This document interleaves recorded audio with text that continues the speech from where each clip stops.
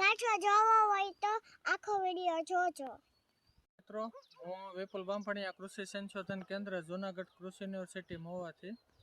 આજે આપણે વિડીયોની અંદર ડુંગળીની અંદર જે રોગ આવે છે જેને આપણે શરમી કહીએ છીએ, અને ખેડૂતો જેનાથી બહુ પરેશાન છે, તો એ આ શરમીનો જે રોગ છે એ કઈ રીતે આવે છે અને એને આપણે ઉકેલવા માટે અથવા એનું નિયંત્રણ કરવા માટે કેવા કેવા પગલાં લઈ શકીએ, અને એને ફેલાવવામાં કઈ કઈ જીવાત અને ફૂગનો હાથ હોય છે.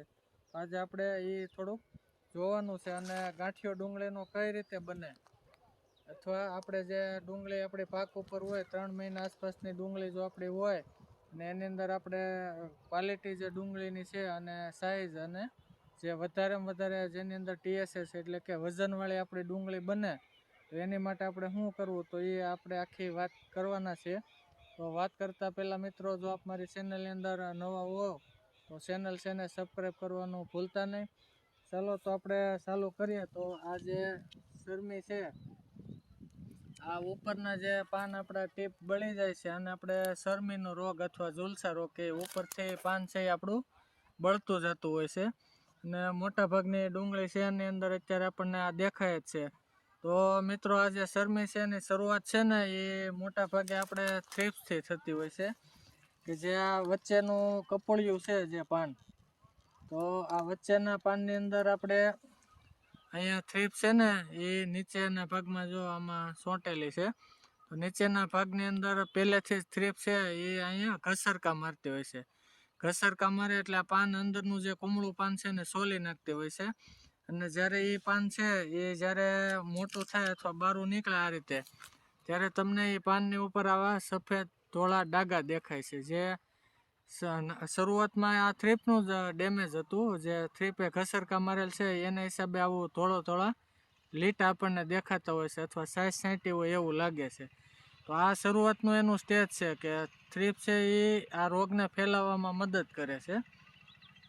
હવે આ જે પાન છે આની ઉપર તમારે ખાસ કરીને વાદળછાયું જ્યારે વાતાવરણ થાય, વાદળછાયું હોય, ભેજનું પ્રમાણ આપણી જમીનની અંદર વધારે હોય અને ઉપરથી થોડોક ઠંડી ગરમીનો માહોલ થોડોક બગડે, ગરમી પડવી જોઈએ ને ઠંડી પડવા મળે, અને એવું જ્યારે વાતાવરણ બગડે ત્યારે આ જે ફૂગ છે એ આ ડુંગળી ઉપર હાવી થઈ જતી હોય છે.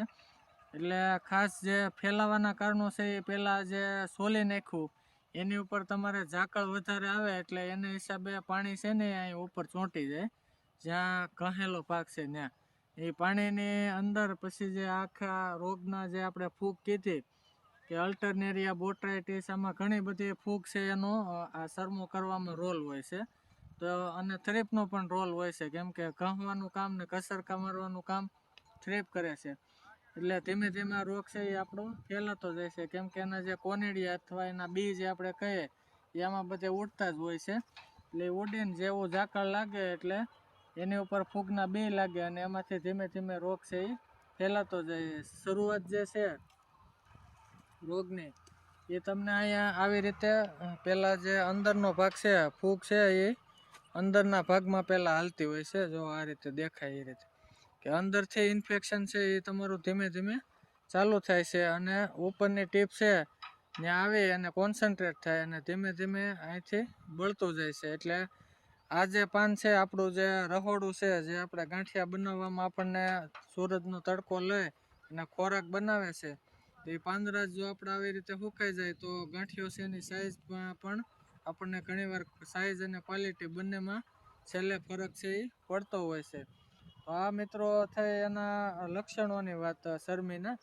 હવે જે એને નિયંત્રણ કરવાની આપણે વાત કરીએ તો ટ્રાયકોડર્મા અને સ્યુડોમોનાસ જે બેક્ટેરિયા આવે છે, ટ્રાયકોડર્મા ફૂગ છે અને સ્યુડોમોનાસ એ બેક્ટેરિયા છે. તો આ બે જે જૈવિક નિયંત્રકો છે એનો આપણે 1 વીઘાની લેખે 1 કિલો આસપાસ જો પાણીની અંદર દ્રાવણ આપીએ, 1 વીઘામાં 1 કિલો 1% વાળું દ્રાવણ, તો પણ આની અંદર આપણને સારામાં સારું નિયંત્રણ છે એ મળતું હોય છે.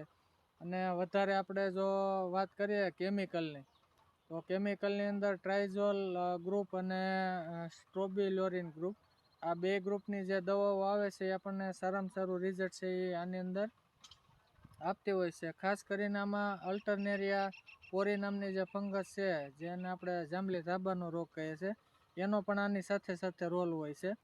એટલે આ જે રોગ તમને કીધા અથવા જે શરમી છે, એની અંદર વધારેમાં વધારે આ ગ્રુપ છે એ કામ કરતી હોય છે. એટલે એની અંદર આપણે હેક્ઝાકોનાઝોલ છે, ટેબ્યુકોનાઝોલ છે, પ્રોપિકોનાઝોલ છે, અને અત્યારે લેટેસ્ટમાં ડાયફેનકોનાઝોલ છે. આ જે દવાઓ છે એ તમે 20 થી 25 ml કોઈ પણ એક દવા લઈ અને 15 થી 20 દિવસને ગાળે તમે જો એનો સ્પ્રે કરો તો આની અંદર આપણને સારામાં સારું નિયંત્રણ છે એ મળતું હોય છે. અને હજી જે આપણે કોમ્બિનેશન વાળી જે ગ્રુપ આવે છે કે જેની અંદર આપણે એઝોઝાઇસ્ટ્રોબિન અને ડાયફેનકોનાઝોલ આ બે દવા મિશ્રણમાં આવતી હોય છે ઓલરેડી ભેગી. તો એ જે દવા છે એ 20 થી 25 મિલી એક પંપની અંદર નાખી અને જો આપણે એનો સ્પ્રે કરીએ 15-20 દિવસના ગાળે, જ્યારે આવો શરમીનો માહોલ હોય પહેલાં, એટલે ફૂગ માટે એવું કહેવાય છે કે પાણી પહેલાં તમે પાળ બાંધો તો વધારે તમને રિઝલ્ટ મળે. અત્યારે જે આ બધું બળી જાય ને પછી તમે કદાચ ભારે દવા છાંટો તો એનાથી એટલું બધું આપણને રિઝલ્ટ મળતું નથી. એટલે જ્યારે ફૂગ આવવાની આપણને ખેતરમાં શરૂઆત થાય ત્યારે જ આ જે દવાઓ તમને કીધી એનો સ્પ્રે છે એ આપણે શરૂઆતમાં કરી દેવો જોઈએ, જેથી આ રોગ છે એમાંથી આપણે બચી શકીએ. હવે મિત્રો વાત રહી ડુંગળીના ગાંઠિયાની સાઈઝ. જે આ ડુંગળીનો ગાંઠિયો છે, આપણે 3 મહિનાની આ જે ડુંગળી છે એ થઈ ગઈ છે. તો હવેનો જે ફેઝ છે એ આપણે માલ બનાવવાનો, એટલે કે આની અંદર સાઈઝ અને એનું જે કાંઈ આપણે વસ્તુ છે એને મોટી કરવા માટે અથવા એમાં વજન પૂરવા માટે આપણે કઈ વસ્તુનો ઉપયોગ કરી શકીએ. તો એની અંદર મિત્રો વાત કરું તો ખાસ કરીને આપણને બધાને ખ્યાલ છે કે જે 0050 ખાતર આવે છે વોટર સોલ્યુબલ, એ આપણે એક પંપ લેખે 100 ગ્રામ, અને બોરોન જે 20% આવે છે એ આપણે 20 થી 25 ગ્રામ લેખે જો ડુંગળીને આપણે પાકવાને 20-25 દિવસની વાર હોય અને આપણા ગાંઠિયાની સાઈઝ આપણે હાઈ ક્લાસ બનાવવી હોય અને ક્વોલિટી સારી બનાવવી હોય તો આ વસ્તુનો ઉપયોગ છે એ આપણે છંટકાવમાં કરવો જોઈએ. કારણ કે પોટાશ છે એનાથી સુગર બની અને ખોરાક છેલ્લે અહીંયા એકત્રિત થાય છે, એટલે આપણો ગાંઠિયો બને છે. તો પોટાશ છે એની છેલ્લે ખૂબ જરૂર પડતી હોય છે. પરંતુ જે પોટાશ આપણે છાંટીએ તો બોરોનનો પણ એટલો જ એની અંદર રોલ છે. કારણ કે બોરોન છે ને એ જે કાંઈ આ પાંદડાની અંદર ખોરાક બન્યો એ બધો ખોરાક છે એને ગાંઠિયા સુધી લઈ આવી અને એને ભરાવદાર બનાવવા માટે, પાણા જેવો ગાંઠિયો બનાવવા માટે બોરોન વહન માટે ખૂબ જરૂરી છે.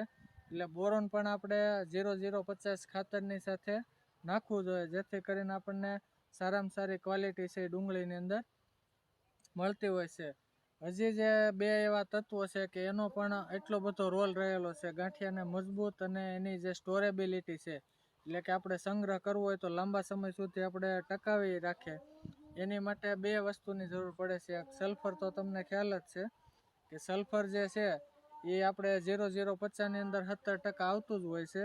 એટલે એ પણ એનો એક અહીંયા ભાગ ભજવે છે કે ભાઈ એની જે તીખાશ છે, એનું જે TSS છે, જેને આપણે માવો કહીએ કે ભાઈ પાણી આમાંથી કાઢી નાખો ને જે વધે કીબલ આપણી માવો, તો એ માવાનું પ્રમાણ છે ને એ સલ્ફર છે, એ આ પ્રક્રિયાની અંદર સલ્ફરની ખૂબ જરૂરિયાત રહેતી હોય છે. એટલે સલ્ફર પણ છેલ્લે આપણે એટલું જરૂરી છે. અને સાથે સાથે હવે એક તત્વ જે રહી ગયું એ છે સિલિકોન. કે જે સિલિકોન છે આપણે જરૂર એની બહુ ઓછી પડે છે આની અંદર, પરંતુ જે આપણે સેલ વોલ કહીએ, જે આની દિવાલ છે અથવા જે આપણું પાંદડું છે અથવા ગાંઠિયાની છાલ છે, એને એકદમ મજબૂત અને પાણા જેવું બનાવવા માટે અને આની અંદર ખાસ કરીને વજન પૂરવા માટે સિલિકોનની પણ જરૂર છે એ આપણે મિત્રો ડુંગળીની અંદર પડતી હોય છે.